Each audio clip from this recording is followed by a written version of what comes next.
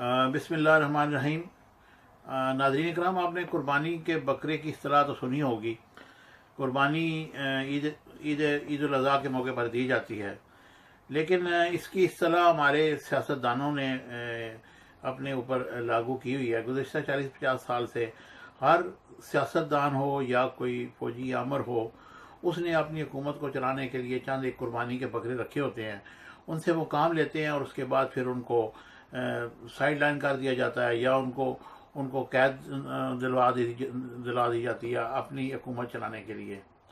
ये इसका आगाज़ तकरीबन ज़िया-उल हक़ के दौर से शुरू हुआ, जब उन्होंने नवाज शरीफ को सियासत में लाने की कोशिश लाए और उसको कुर्बानी का बकरा बनाया। इसके बाद फिर ज़िया-उल हक़ का दौर ख़त्म हुआ तो परवेज़ मुशर्रफ का दौर जब आया तो उन्होंने चौधरी बरादरान को अपनी हुकूमत चलाने के लिए उनको कुर्बानी का बकरा बनाया और जब हुकूमत बाद में उनको भी साइड लाइन कर दिया गया।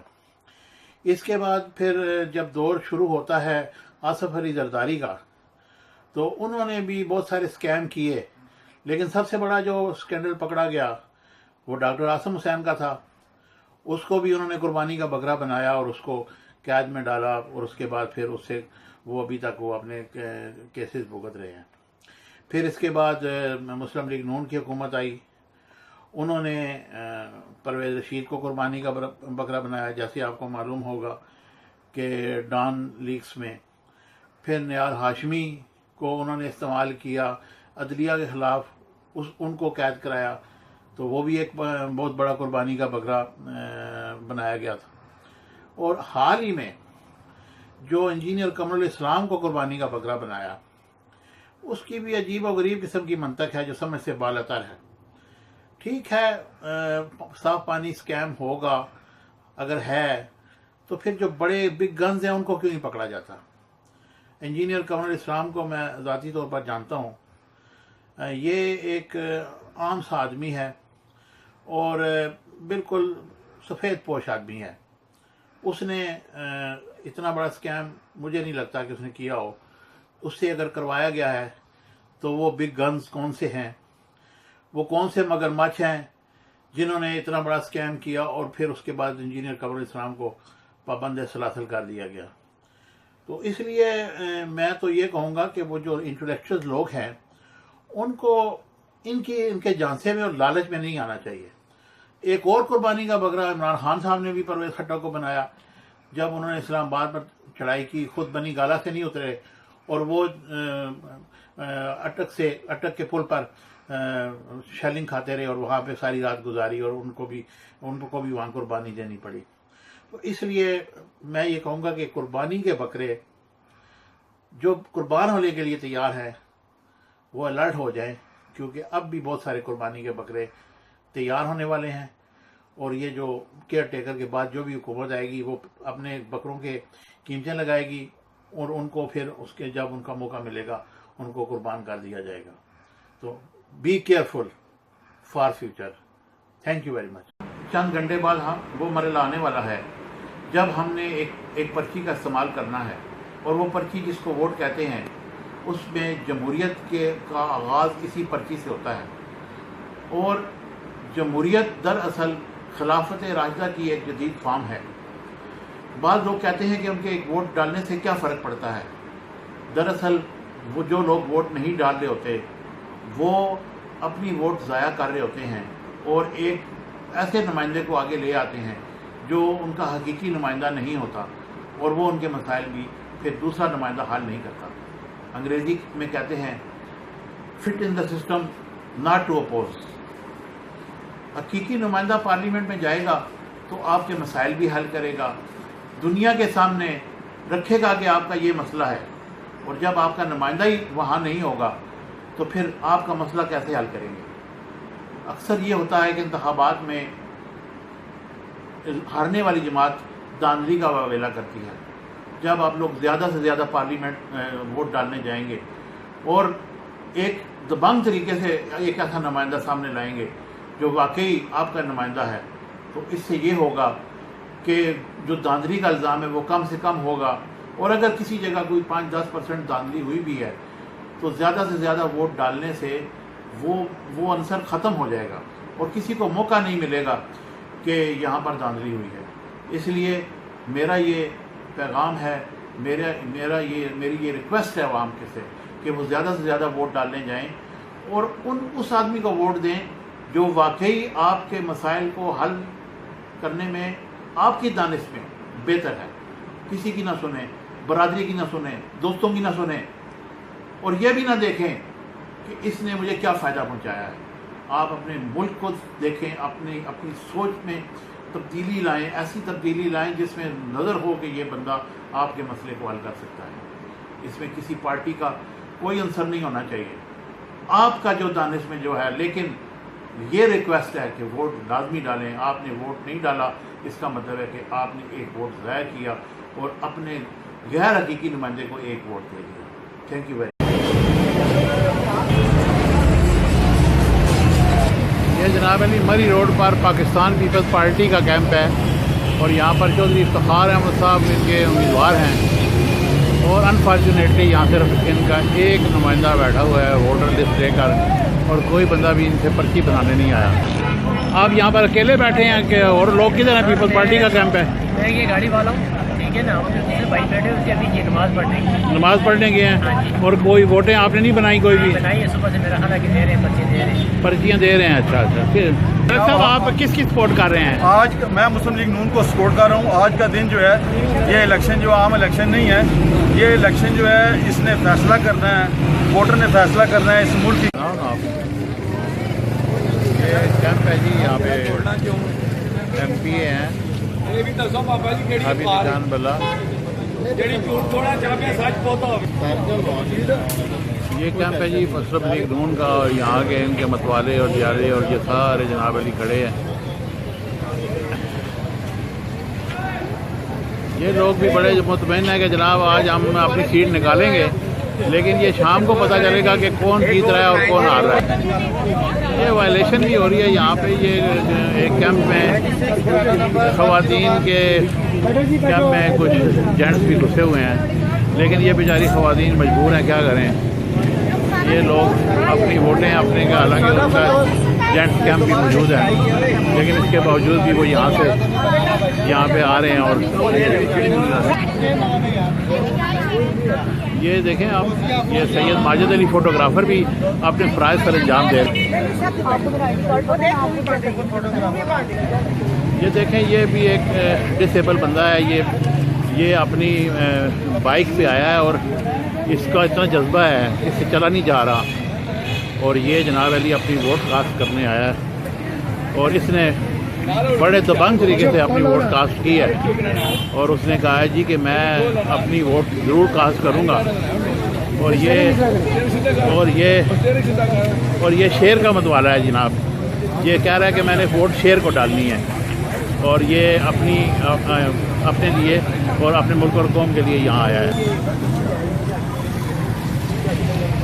ناظرین اکرام، پنجاب میں تبدیلی اور حق حکمرانی گزشتہ کئی دہائیوں سے مسلم لیگ نون کی حکومت کو پنجاب کے عوام نے حق حکمرانی دے رکھا ہے، اور وہ حکمرانی کئی دہائیوں پر مرید ہے، اور یہ انہوں نے ووٹ کی پرچی کے ذریعے ان کو حق دیا۔ اب کی بار پی ٹی آئی نے جو تبدیلی لائی اور جس طریقے سے عوام نے ان کو ووٹ دیا، وہ شاید ہمیں زندگی میں دیکھنے کو نہ ملتا۔ اب پی ٹی آئی نے حکومت بنانی ہے، اور ان کا دعویٰ ہے کہ انہوں نے نمبر گیمز پورے کر لیے ہیں، لیکن دوسری طرف اب مسلم لیگ نون کو اپوزیشن میں بیٹھنا پڑے گا، جو کسی کڑوی گولی کو نگلنے سے کم نہیں۔ پنجاب کے عوام نے یہ سوچا کہ کے پی کے عوام نے جس دانش مندی کے ساتھ دوستیوں اور برادریوں سے نکل کر ووٹ دیا، پنجاب کے عوام بھی یہ دیکھیں گے کہ کیا ہم ان کو ہٹا کر کوئی دوسرا لائیں تو کیا وہ ہمارے مسائل کو حل کر سکے گا کہ نہیں۔ بہر کیا، دوسری طرف ابھی تک پی ٹی آئی سے یہ فیصلہ نہیں ہو سکا کہ وہ پنجاب کا وزیر اعلیٰ کس طرح بنائے۔ اگر انہوں نے فیصلوں میں اسی طرح تاخیر کی تو پھر ڈیلیور کرنا مشکل ہوگا، کیونکہ پنجاب کی حکمرانی کے راستے میں کانٹے ہی کانٹے ہیں، اور ان کانٹوں کو صاف کرنا ہی اصل عمران خان کا مشن ہے۔ عمران خان کو جس طریقے سے حکمرانی مل رہی ہے وہ کوئی آسان کام نہیں، کیونکہ ان کا ویژن ان تمام لوگوں سے مختلف ہے اور حکمرانی ہی اصل ان کا امتحان ہے۔ دوسری طرف اگر دیکھا جائے تو الیکشن کمیشن نے بھی کچھ ڈیلیور نہیں کیا۔ آج اپوزیشن جماعتوں نے جس طریقے سے احتجاج کیا اور انہوں نے دھرنا دیا، میرے خیال میں الیکشن کمیشن کے معاملات میں قانون سازی کی ضرورت ہے۔ ایک ایسی قانون سازی کی جائے تاکہ اپوزیشن جماعتیں دھرنا دینے کے لیے اپنے آپ کوئی ایسا چیز نہ ڈھونڈ سکے جس سے ان کو موقع ملے۔ اور ایک اور گزارش ہماری موجودہ نگران حکومت سے کہ وہ فوری طور پر الیکشن کمیشن کو کہیں کہ وہ نوٹیفیکیشن جاری کریں اور حکمرانی جو ہے اس کو دی جائے جو بھی بنا ہے، تاکہ عوام میں گوناگو جو کیفیت ہے اس کو ختم کیا جا سکے اور کاروبار زندگی اپنے ڈگر پر چل پڑے۔ یہ ناظرین کرام یہ سوئٹزرلینڈ نہیں ہے، یہ مری ہے، اور یہ مری سے کوئی تقریباً 10 کلومیٹر پیچھے ہم کھڑے ہیں فیملی کے ساتھ۔ ایسے لگ رہا ہے کہ جیسے یورپ کے کسی بہت بڑے ملک میں ہم موجود ہیں۔ حالات تو ایسے نظر آ رہے ہیں اس کے موسم سے کہ اللہ پاک کا بہت کرم، اور جولائی کا مہینہ، جیٹھ ہاڑ کا مہینہ، اور ساون شروع ہونے والا ہے، رم جم کا بھی مہینہ ہے، لیکن یہ دیکھیں یہ بادل ایسے امڑ آئے ہیں جیسے اللہ پاک کا اتنا بڑا احسان عظیم اس ملک پہ۔ واہ واہ میرے اللہ، تیری کیا شان ہے، تیری کیا شان ہے۔ اور یہ ہمارے حکمران ہیں اس ملک کو، اللہ یا اللہ یہ دیکھ تو نے کتنا کرم کیا ہوا ہے، یا اللہ یہ تو نے کتنا کرم کیا ہوا ہے۔ ہمیں ایسے ہی حکمران دے دے جس طرح تو نے یہاں پہ، یا میرے مولا ایسے موسم دیے، یا میرے مولا تو رحمان ہے، تو رحیم ہے، تو کریم ہے، تو خالق ہے، تو مالک ہے، تو رب العزت ہے، تو رب العالمین۔ خوبصورت پارک ہے، اس کو کہتے ہیں تھورڈن پارک، اور اس کی جو روڈ کی لمبائی ہے وہ کافی لمبی چوڑی ہے، تقریباً آپ 4-5 کلومیٹر، تو بہت گھنا جنگل بنایا ہوا ہے انہوں نے، اور یہاں پر لوگ سیر کے لیے آتے ہیں۔ یہ اب ہم ورلے پارک گولف کلب بھی ہے یہاں پہ، اس کی طرف ہم جا رہے ہیں۔ یہ اتنا گھنا جنگل ہے کہ یہاں پہ ابھی اس وقت ٹائم ہے 6-6:30 بجے ہیں، کیونکہ یہاں پر سورج تقریباً ان دنوں میں 9:30 بجے غروب ہوتا ہے، لیکن اتنا گھنا جنگل ہے کہ اندھیرا ہو چکا ہے، نظر آ رہا ہے، اتنا انہوں نے گرینری یہاں پہ کی ہے۔ ہمارے ملک میں تو درخت کاٹنے کا رواج ہے، لیکن یہاں پہ درخت لگائے جاتے ہیں اور لوگ جو ہے نا وہ انجوائے کرتے ہیں یہاں پر آ کر۔ یہ آپ کو نظر آ رہا ہوگا کہ کتنے گھنے درخت ہیں اور جنگل کا سا سما ہے، جس طرح ہمارے کشمیر کے جنگلات ہیں۔ یہ لندن سے اتنے دور نہیں ہے، تقریباً 20-25 مائل دور ہے، لیکن یہ بہت ہی انہوں نے اتنے پودے لگائے ہیں کہ ایسے پتہ چلتا ہے کہ جیسے اب کسی بہت ہی دور جنگلات میں، اور یہاں پر باقاعدہ جو گاڑیاں جا رہی ہیں انہوں نے لائٹیں جلائی ہوئی ہیں۔ یہ آپ دیکھیں، یہ اس کو ہارٹ فوٹ روڈ کہتے ہیں، اور بہت پیارا منظر ہے یہاں کا، بہت پیارا منظر۔ سب سے بڑی بات یہ ہے کہ آپ کو یہاں پر موٹر سائیکل نظر نہیں آتے، یہاں پہ صرف وہ جو ہیوی بائک ہے وہ چلانے کی اجازت ہے، لیکن وہ بھی پوری کٹ کے ساتھ لوگ چلاتے ہیں، اس کے علاوہ اجازت نہیں۔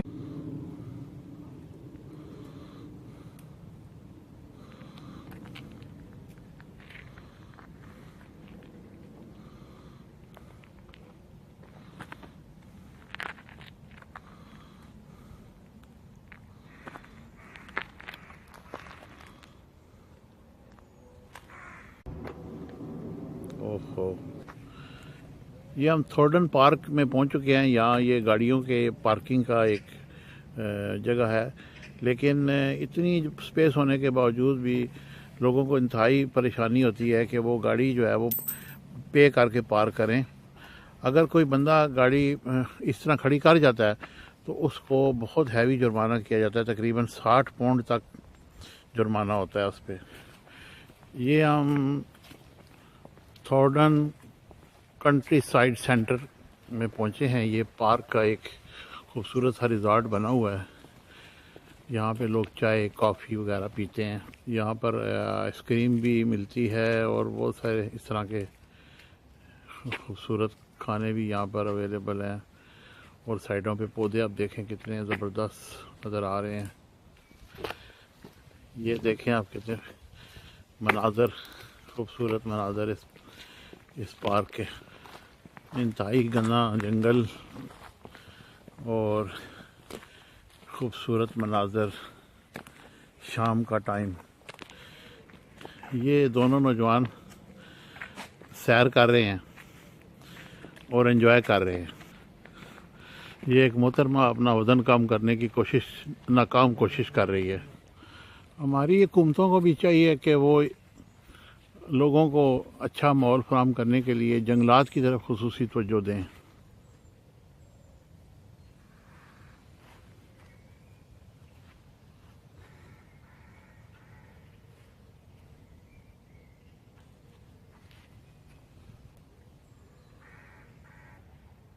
خوبصورت منظر اور خوبصورت نوجوان ادھر سیر کر رہے ہیں. آج نواز شریف صاحب نے پاکستان آمد کے بعد اپنی گرفتاری دے دی اور نیب نے ان کو گرفتار کر کے اڈیالہ جیل منتقل کر دیا.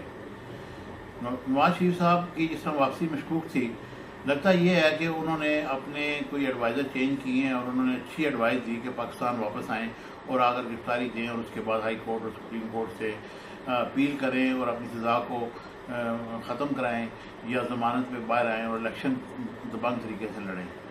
بہرحال جو بھی ہوا اچھا ہوا. پاکستان کی سیاست میں ایک نئی تاریخ نے جنم لیا. لیکن بہرحال یہ تو سارا کچھ ٹھیک تھا، لیکن اب پاکستان کے عوام کو لیگی کارکنوں نے جس طریقے سے مایوس کیا اس کی نظیر نہیں ملتی. بڑے بڑے لیڈر بھی غائب تھے. اتنی بڑی حکومت، اتنی بڑی سیاسی جماعت، اور وہ لاہور میں بندے اکٹھے نہ کر سکی. بھئی کنٹینر اگر لگے تھے تو کنٹینر کی سیاست تو پھر آپ نے خود شروع کی. لیکن جب عوام کا جمع غفیر آ جائے تو وہ کنٹینر کوئی بڑی بات نہیں ہوتی. لوگ باہر نہیں نکلے ان کی فیور میں. اس سے اندازہ ہوتا ہے کہ مسلم لیگ اپنی سیاسی ساکھ کھو چکی ہے. اب اس کی مثال آپ اس طرح لیجئے کہ امیر مقام صاحب جو بہت بڑے بلند دعوے لگا رہے تھے، انہوں نے اپنا سفر آج شروع کیا، جبکہ انہیں چاہیے تھا کہ وہ ایک دن پہلے وہاں سے نکلتے. کراچی سے جو قافلے چلے ان کو 3 دن پہلے چلنا چاہیے تھا، لیکن وہ لوگ نہیں آئے باہر. اور اب ساری کی ساری جو مسائل ہیں وہ شہباز شریف صاحب کا امتحان ہے کہ وہ کیا کرتے ہیں. بار کیف نہ طلال چودھری نظر آئے، نہ دانیال عزیز نظر آئے، نہ خواجہ اصغر نظر آئے. اور بھی کئی لیڈر ایسے ہیں جن کو جہاں روکا وہیں روک گئے، انہوں نے کوئی مزاحمت نہیں کی. یا اگر ان کو یہ پتا تھا کہ اسٹریٹجی گورنمنٹ کی یہ ہے کہ انہوں نے وہاں سے ایئرپورٹ سے لے کر ان کو سیدھا اڈیالہ جیل منتقل کرنا ہے، تو پھر اتنی بڑی اسٹرگل کرنے کی کیا ضرورت تھی. لیگی کارکنوں نے بہت مایوس کیا اور ان کے لیے یہ ایک بہت بڑا سیٹ بیک تھا. مسلم لیگ نون نے تو الیکشن نہیں جیتنا، نظر یہی آ رہا ہے. اب میں آپ کو ایک اور مثال دیتا ہوں. 1986 میں جب محترمہ بے نظیر بھٹو لاہور آئی تو اس وقت لاہور کی ٹوٹل آبادی 35 لاکھ تھی، اور داتا صاحب سے لے کر ایئرپورٹ تک عوام ہی عوام کا جمع غفیر تھا. اس وقت 1.25 کروڑ کی آبادی ہے، 17 MNA ہیں، لیکن لاہور کچھ نہ ڈلیور کر سکا، جبکہ انہوں نے سارا اپنا بجٹ لاہور پہ لگایا. اس لیے میں تو یہی کہوں گا کہ مسلم لیگ نون کو یہ جو ان کے لیڈران ہیں ان پہ نظر ثانی کرنی چاہیے اور لوگوں کو کچھ ڈلیور کرنا چاہیے. تھینک یو ویری مچ. ناظرین اکرام، آج کا ہمارا موضوع نون لیگ کی شکست ضروری تھی. جب گردنوں میں سریا فٹ ہو جائے عوام سے نفرت حد سے زیادہ بڑھ جائے، رابطے ختم ہو جائیں، مسائل حد سے زیادہ بڑھ جائیں، صفائی کا نظام ابتر ہو جائے، بیماریوں کی یلغار ہو، کھانے کو کچھ نہ ملے اور پینے کو پانی بھی نہ ملے، تو پھر عوام کے پاس ووٹ کے انتقام کے سوا کچھ نہیں رہتا۔ 2013 کے انتخابات میں جو حشر پیپلز پارٹی کا ہوا، وہی حشر 2018 میں لیگیوں کا ہوا۔ لیگیوں نے مسائل حل کرنے کے بجائے عوام سے رابطہ ہی ختم کر دیا تھا۔ وہ یہ سمجھنے لگ گئے تھے کہ نواز شریف کے نام پر ہمیں ووٹ مل جائیں گے، لیکن ایسا نہیں ہوا۔ انہوں نے ووٹنگ کے دوران فوج کے خلاف سوشل میڈیا پر زبردست نفرت پھیلائی۔ جب کسی ملک کی فوج کمزور ہو جائے تو اس کا حشر شام کی طرح ہو جاتا ہے۔ شام میں بھی یہی ہوا، فوج کمزور ہوئی تو ملک تباہ ہو گیا۔ نون لیگ کی حکومت میں دوسرا سب سے اہم پہلو یہ تھا کہ انہوں نے ختم نبوت کے قانون میں ترمیم کی۔ اس ترمیم کی وجہ سے لوگوں میں نفرت بڑھی اور انہوں نے مسلم لیگ نون کو ووٹ نہیں دیا۔ اب آ جاتے ہیں کہ نواز شریف کا یہ الزام کہ عمران خان کی کامیابی میں فوج کا عمل دخل ہے، تو یہ کوئی نئی بات نہیں۔ پاکستان کے کون سے انتخابات میں ایسا ہوا ہے کہ جب فوج نے مداخلت نہ کی ہو؟ فوج ہی اس چیز کی ضامن ہے کہ انتخابات پرامن طریقے سے حل ہو سکیں، اور ان کا یہ نعرہ کہ ووٹ کو عزت دو، یہ بھی کوئی نئی بات نہیں۔ ووٹ کو تو عزت ہر بندہ دیتا ہے، لیکن ان کی حرکتیں دیکھیں، لندن کی سڑکوں میں تو پیدل چلتے ہیں، اور لیکن جب پاکستان میں آتے ہیں تو 50 گاڑیوں کے پروٹوکول میں پھرتے ہیں۔ اب میں یہ کہوں گا کہ عمران خان کو حکومت ملنے والی ہے، اگر انہوں نے وہی کچھ کیا جو پیپلز پارٹی اور مسلم لیگ نون نے کیا، تو پھر ان کا حشر بھی اس سے زیادہ ابتر ہوگا۔ ایک اور بات جو میں ان کے گوشے گزار کرنا چاہوں گا وہ یہ ہے کہ شہباز شریف کے دور میں جو میگا پروجیکٹس شروع کیے گئے تھے، خصوصاً اورنج ٹرین کا منصوبہ، اس کو پایہ تکمیل تک پہنچائیں، سی پیک کو پایہ تکمیل تک پہنچائیں، اور اپنے عوام سے رابطے کو مضبوط رکھیں۔ اگر عوام سے رابطہ ختم کیا تو ان کا حشر بھی مسلم لیگ نون کی طرح ہوگا۔ انہوں نے اپنی پہلی تقریر میں یہ کہا تھا کہ وہ مدینہ جیسی ریاست بنائیں گے، تو ہماری دعا ہے کہ وہ اپنے اس قول میں حضرت عمر فاروق کا دور واپس لے آئیں، تو یہی ان کی کامیابی ہوگی۔ Thank you. بسم اللہ الرحمن الرحیم۔ ایک بہت اہم نعرہ تھا، ایک زرداری سب پہ باری، لیکن آج ایسا نہیں ہوا۔ ایک زرداری اب اس کی باری۔ اٹارنی جنرل آف پاکستان نے کنفرم کیا ہے کہ آصف علی زرداری اور فریال تالپور کے نام ایگزٹ کنٹرول لسٹ میں ڈال دیے گئے ہیں۔ آپ نے سنا ہوگا کہ کل 3 مین بینکوں کے سربراہوں کے نام بھی ECL میں ڈالے گئے، اور آصف علی زرداری کے دستے راس حسین لوائی جو بہت بڑے بینکر ہیں، ان کو بھی کرپشن کے الزام میں FIA نے گرفتار کر لیا۔ ان تمام باتوں سے یہ عیاں ہے کہ ہماری موجودہ حکومت کرپشن کے خلاف جہاد علم بلند کیا ہوا ہے، اور بلا تخصیص وہ کرپشن کے خلاف کارروائی کر رہی ہے۔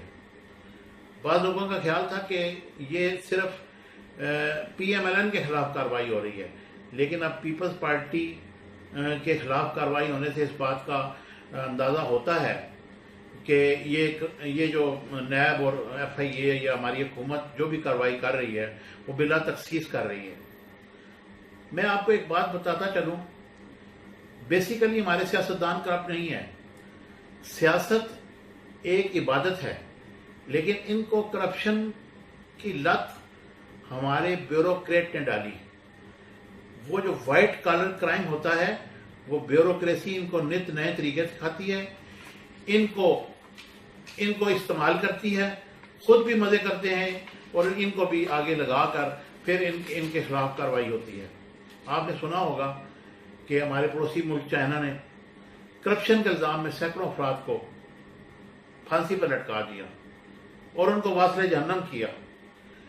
اس کے ساتھ ساتھ ہمیں بھی چاہیے کہ ہم اپنی منزل کو آسان کرنے کے لیے کرپشن کے خلاف جہاد کریں، چاہے وہ کوئی چھوٹا ہو چاہے وہ کوئی بڑا ہو. اس کو چاہیے کہ وہ حکومت کا ساتھ دے. اب آپ نے دیکھا ہوگا کہ گزشتہ جو 2008 سے 2013 تک پیپلز پارٹی کا دور تھا، زرداری صاحب کو محترمہ بے نظیر بھٹو کے شہادت کے بعد ایک بہت سنہری موقع ملا تھا، وہ بہت کچھ ڈیلیور کر سکتے تھے. لیکن کیا کیا انہوں نے 5 سالوں میں؟ جمہوریت کا راگ الاپا اور اس کے علاوہ کوئی چیز ڈیلیور نہیں کی. انہوں نے لاشوں کی سیاست کی. ایون کہ محترمہ کے قتل کی جو تحقیقات تھی اس کو بھی انہوں وہ پایا تکمیل تک نہیں پہنچا سکے.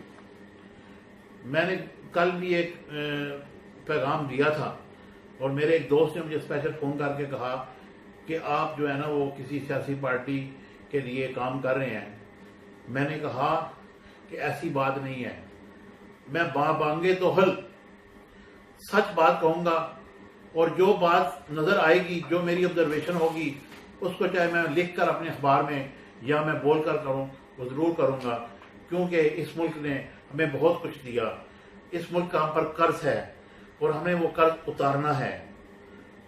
اور یہ ہم ان زرداریوں، ان شریفوں سے اسی صورت میں جان چھڑا سکتے ہیں کہ ہم سب لوگ اپنا اپنا حصہ ڈالیں.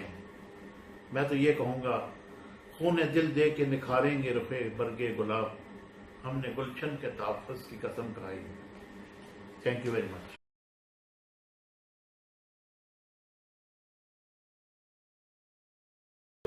نواز شریف صاحب کے بارے میں ہے، انہوں نے اعلان کیا ہے کہ وہ جمعے کو پاکستان آ رہے ہیں. لیکن ہمارے خیال کے مطابق، ہماری آبزرویشن اور کچھ معلومات سے اندازہ ہوتا ہے کہ انہوں نے پاکستان نہیں آنا، اور اگر وہ پاکستان آئیں گے تو سیدھا ان کو جیل میں ڈال دیا جائے گا، جو ان کے لیے ممکن نہیں ہے. کیپٹن صفدر نے آج گرفتاری اس طرح دی جس طرح انہوں نے کوئی کشمیر فتح کیا ہو. بھائی آپ تو ایک کرپشن کے کیس میں پکڑے گئے، آپ مجرم ثابت ہوئے، آپ کو 1 سال کی سزا ہوئی ہے، آپ اس کو سیاست میں کیوں لا رہے ہیں؟ آپ لوگوں نے ملک کو 27,000 ارب کے قرضے میں پھنسا دیا ہے. لوگ مہنگائی کی چکی میں پس رہے ہیں اور عوام آپ کو بددعائیں دے رہے ہیں اور آپ اس میں سیاست کر رہے ہیں. یہ کوئی طریقہ کار نہیں ہے. اگر آپ نے کرپشن نہیں کی تو آپ آ کے عدالتوں کو نہ للکاریں. آپ آ کے عدالتوں میں فیس کریں اور اپنے کیسز کو ختم کرائیں.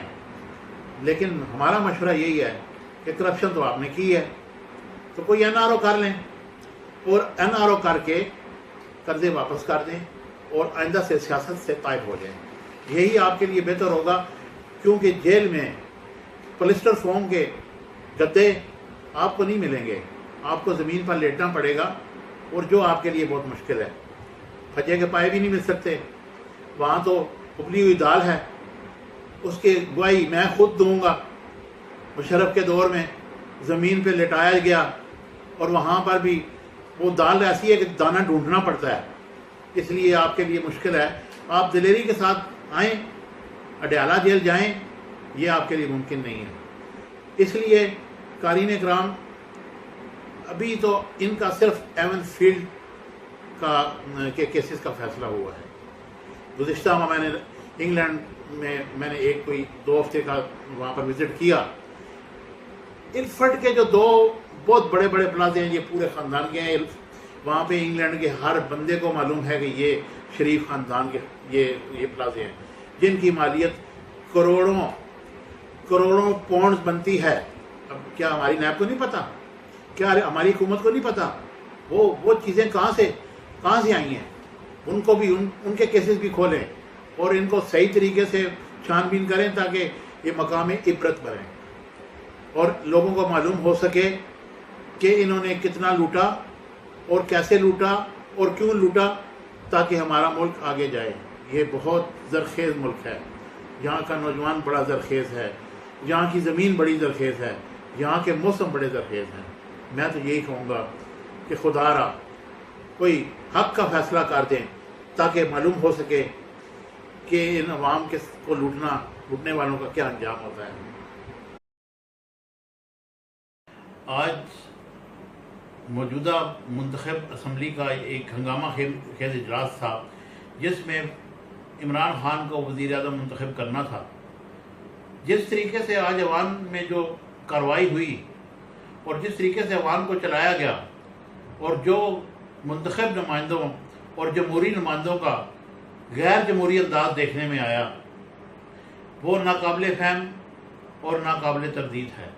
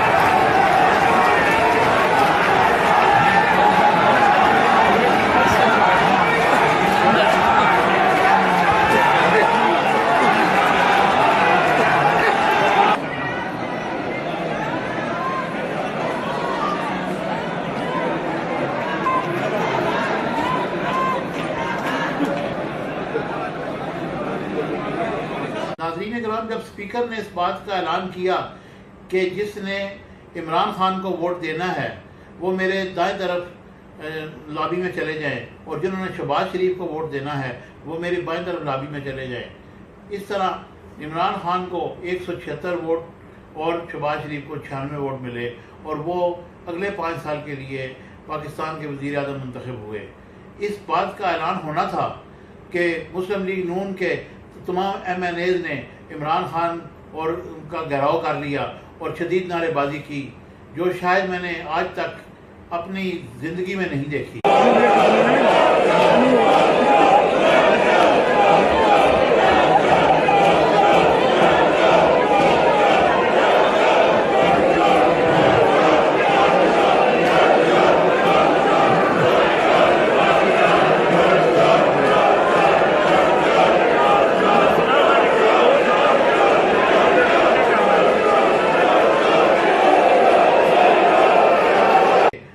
آخرکار اسپیکر کو اجلاس 15 منٹ کے لیے ملتوی کرنا پڑا، اور اجلاس ملتوی ہونے کے بعد دوبارہ پھر ان لوگوں نے یہ وہی رویہ اختیار کیا، لیکن جو پی ٹی آئی کے ایم این اے تھے انہوں نے عمران خان کے گرد حصار قائم کر لیا اور پھر عمران خان نے تقریر کی، لیکن ان کی تقریر سے یہ اندازہ ہوتا تھا کہ جو انہوں نے یہاں پر آج تقریر کرنی تھی انہوں نے وہ تقریر نہیں کی، اور اپوزیشن نے ان کو بہت شدید ہائپر کر دیا تھا، اور انہوں نے پھر وہی پرانی باتیں، وہی جلسوں والی باتیں کی جو لیکن پاکستانی عوام کے لیے کوئی خاص پیغام نہ دے سکے۔ جب شہباز شریف کی تقریر کی باری آئی تو ان کا بھی پھر پی ٹی آئی کے ایم این ایز نے گھیراؤ کر لیا اور انہوں نے بھی شدید نعرے بازی کی۔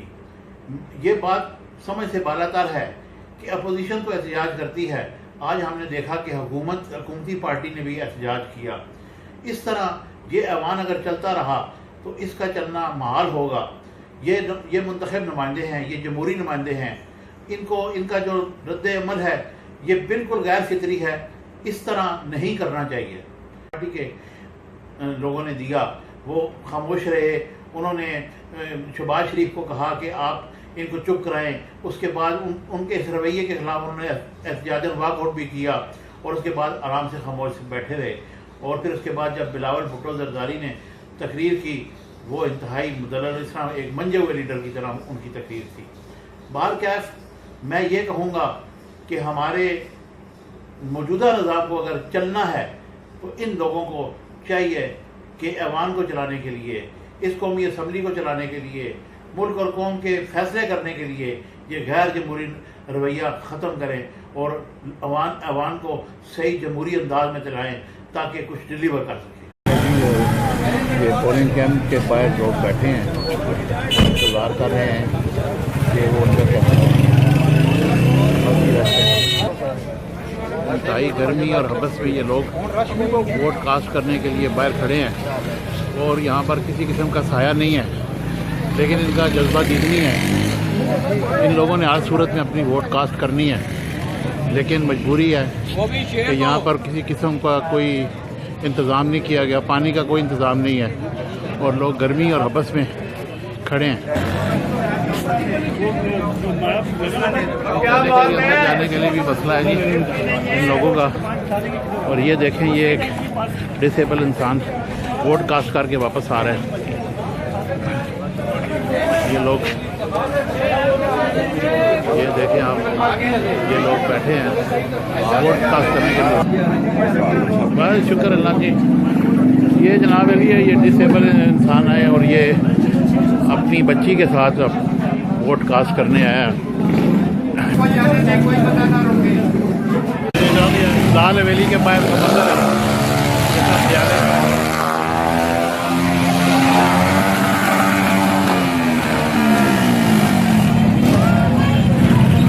یہ لال حویلی ہے۔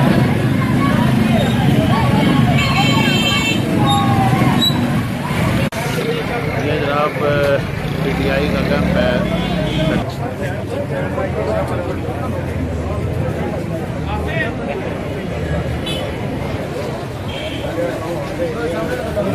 کافی سارے لوگ اپنی ووٹ ڈھونڈ رہے ہیں اور یہ پی ٹی آئی کا کیمپ ہے۔ یہاں پہ نوجوانوں کی ایک بڑی تعداد موجود ہے اور یہ لوگ اپنا ووٹ کاسٹ کر رہے ہیں۔ شیر کا کیمپ ہے اور یہاں پہ بھی یہ کیمپ میں لوگ اپنے ووٹ ڈھونڈ رہے ہیں۔ یہ بہت بڑے جناب، یہ پرانے لیگی ہیں، یہ اپنا ووٹ یہ بھی کاسٹ کر چکے ہیں۔ کیا کہہ رہے ہو بھائی؟ لیڈیز پولنگ اسٹیشن جاؤ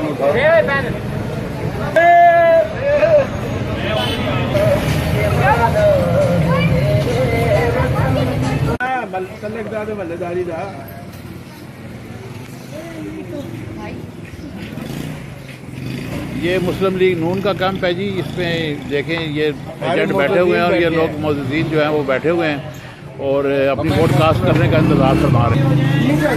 یہ بہت سارے معززین بیٹھے ہوئے ہیں جناب، یہ تشریف فرما ہے یہاں پہ، اور یہ یہاں پہ اپنا ووٹ کاسٹ کرنے کے انتظار میں ایک پولنگ کیمپ میں موجود ہیں۔ بڑی تعداد میں لوگ آ رہے ہیں جناب اور یہ اپنا ووٹ کاسٹ کرنے کے۔ یہ فیصل کالونی کے ایک کونسلر صاحب بھی اپنے کیمپ میں بیٹھے لوگوں کو ووٹوں کی پرچیاں دے رہے ہیں جناب۔ معززین بڑے آب و تاب کے ساتھ جناب اپنی الیکشن مہم میں کیمپ میں بیٹھے ہیں اور یہ دیکھیں ریٹائرڈ ملازمین بھی ہیں، کروڑوں لوگ ان شاء اللہ جی ماشاء اللہ۔ آج کا ہمارا موضوع حکومتوں کی شاہ خرچیاں، الزامات اور موجودہ حکومت کا کردار۔ آج وفاقی کابینہ کا اجلاس منعقد ہوا۔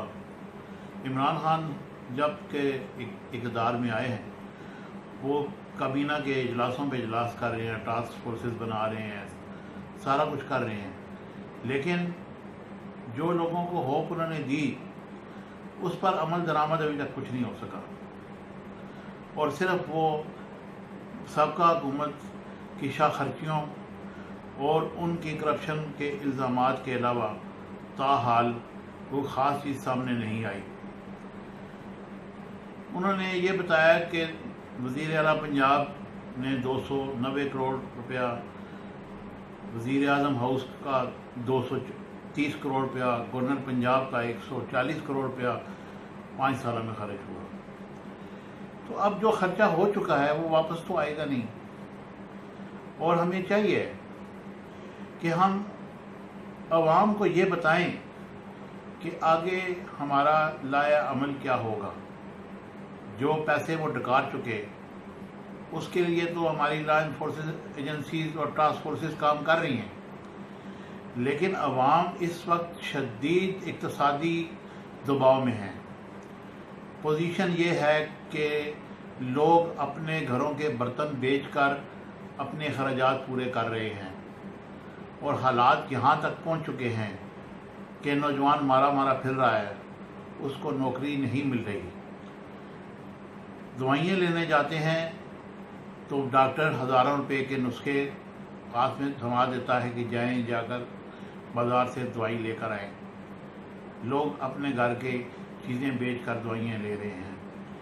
लॉ एनफोर्सिंग एजेंसीज की ये हालत है कि थाने में अगर कोई बंदा चला जाए जिसकी कोई सिफारिश ना हो, जिसके पास पैसा ना हो, तो उसकी कोई सुनवाई नहीं। इमरान खान को लोगों ने बड़े दबंग तरीके से वोट दिए, लेकिन उनके पास जो टीम है वो कुछ सुस्त रवि का शिकार है, और उन्हें इस टीम को मोटिवेट करने के लिए फौरी तौर पर कोई इंटेलेक्चुअल्स को साथ में लाना होगा। अवाम के जो होप्स हैं उनको यकीन दिलाना होगा कि जनाब आपका वोट ज़ाया नहीं हुआ।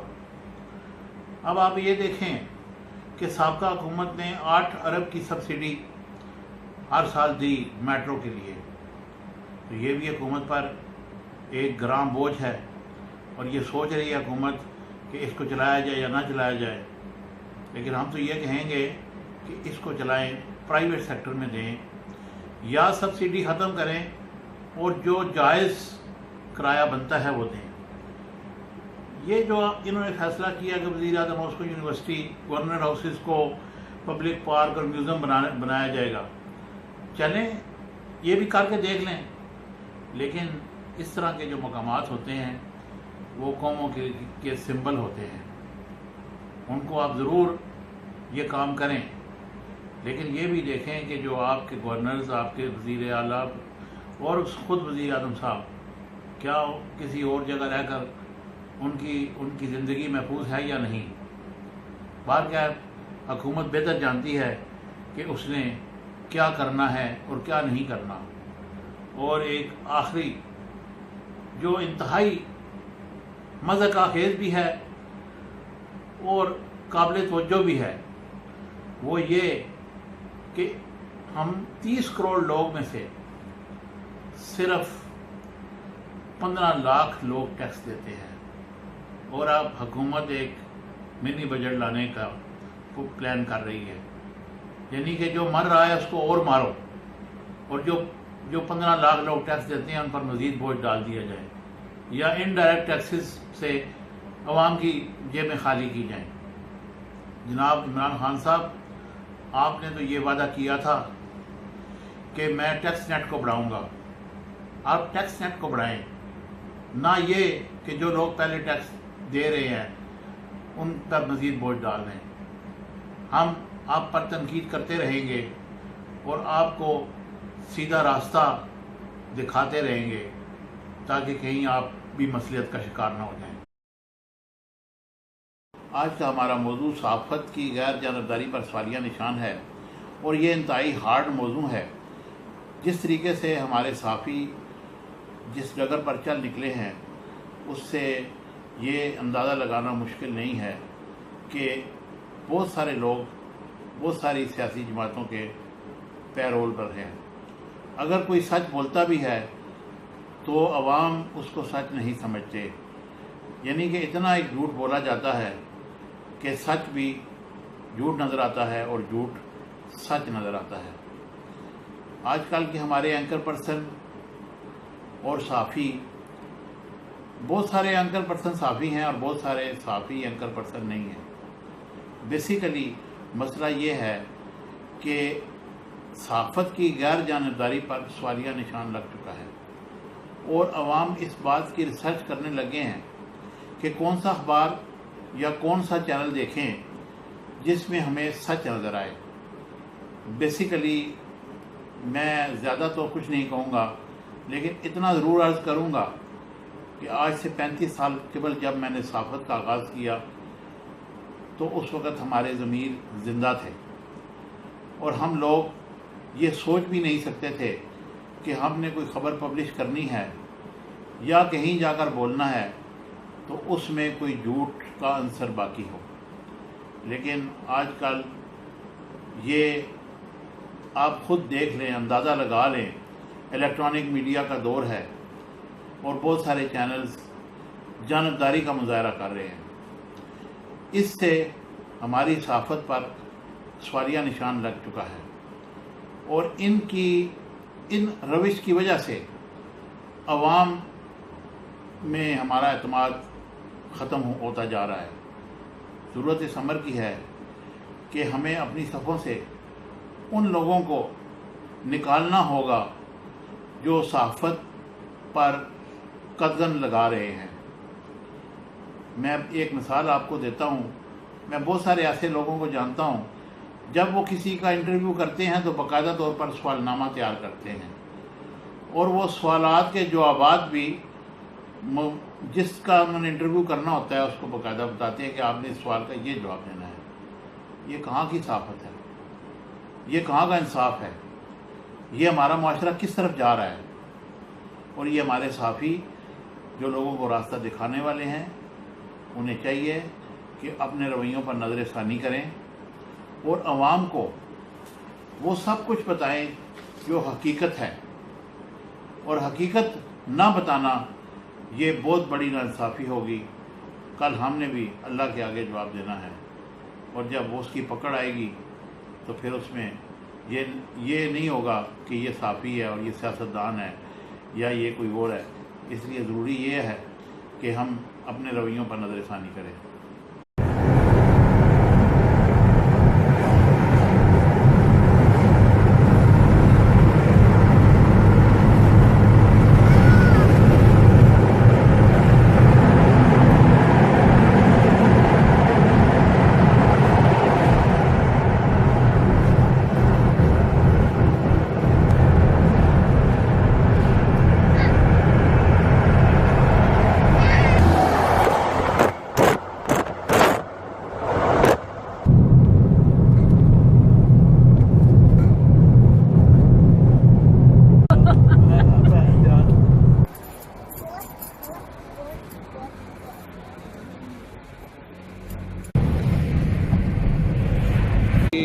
اطلاع کے لیے یاد ہے کہ ہم لندن سے تقریباً 2 گھنٹے کا راستہ ہے، اور یہ ایک شہر ہے رامز گیٹ۔ یہ بالکل سمندر کے قریب ہے اور کچھ پہاڑی علاقہ ہے۔ یہاں پر ہم موجود ہیں اور یہاں کے سین آپ کو دکھا رہے ہیں۔ نیشنل چین کا ایک شاپنگ سینٹر ہے، اور یہاں پہ بہت بڑا یہ سٹور ہے۔ اب یہاں پہ جو بلڈنگیں تعمیر ہو رہی ہیں وہ بلند و بالا بلڈنگیں بنا رہے ہیں، پرانی روایات کو یہ چھوڑ رہے ہیں، لیکن بہرحال ان کا ایک جو ٹریڈیشن ہے اس کو انہوں نے یہ یہاں کا ایک پوش علاقہ ہے اور خوبصورت قسم کی عمارتیں موجود ہیں۔ ناظرین اکرام، آپ کی معلومات کے لیے آج ہم رامز گیٹ، ایک خوبصورت سا شہر ہے، لندن سے تقریباً 2 گھنٹے کی ڈرائیو ہے، اور یہ سی سائڈ ہے، اور یہاں پر انڈسٹریل ایریا بھی ہے، اور لوگ یہاں پر سیر و سیاحت کے لیے آتے ہیں۔ فشنگ بھی کی جاتی ہے یہاں پر، اور یہاں پر بوٹنگ بھی ہوتی ہے، اور بہت خوبصورت علاقہ ہے یہ۔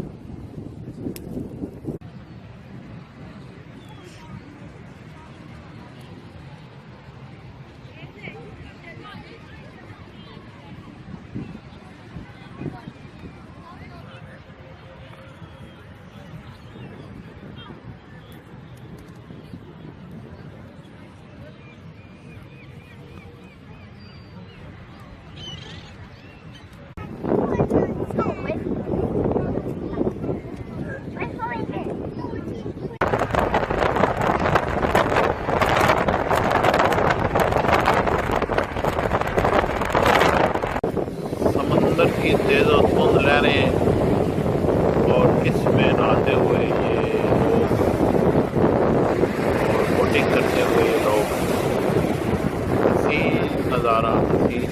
اللہ پاک فرماتے ہیں فَبِأَيِّ آلَاءِ رَبِّكُمَا تُكَذِّبَانِ، اور تم اپنے رب کی کون کون سی نعمتوں کو جھٹلاؤ گے۔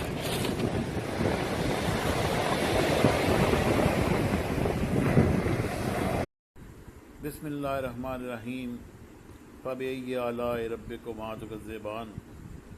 ناظرین اکرام، یہ وادی کالام کا خوبصورت منظر ہے۔ یہ دریا اور یہ بلند و بالا پہاڑ اس وادی کا हुस्न है। ये दरिया जो पहले उशू दरिया, उसके बाद कालाम दरिया, कालाम रिवर और फिर उसके बाद सवाद रिवर में तब्दील होता है। ये बुलंद व बाला पहाड़ों से बर्फ़ पिघल कर ये दरिया बनता है और इंतहाई खूबसूरत मंजर पेश करता है। दोनों तरफ बुलंद व बाला पहाड़ हैं और फिर अब यहाँ पर सैयाह आना शुरू हो गए हैं। गुज़िश्ता दौर में लोगों ने यहाँ पर जंगलात काटे, जिसकी वजह से टेम्परेचर कुछ थोड़ा सा ज़्यादा है, यानी कि तकरीबन 8 से 10 डिग्री सेंटीग्रेड, जबकि पहले यहाँ पर माइनस ही रहता था।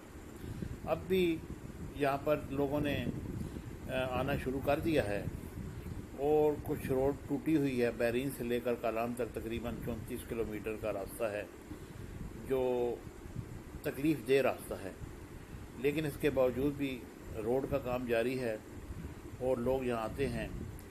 ये समंदर नमाज दरिया का नीले रंग का पानी आंखों को खीरा करता है।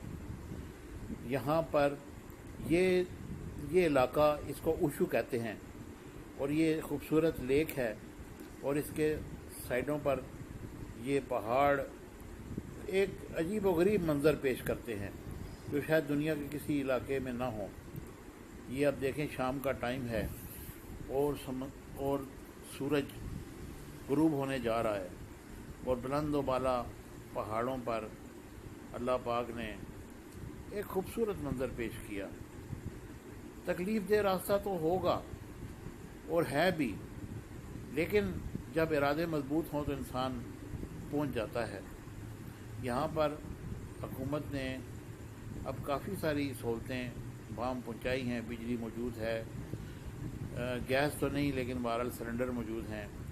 ये देखें, ये खूबसूरत झील और यहाँ पर ट्राउट मछली पकड़ने के फ़िश फार्म बने हुए हैं और ये इंतहाई लजीज किस्म की मछली होती है और लोग यहाँ पर आकर ये मछली खाकर एंजॉय करते हैं।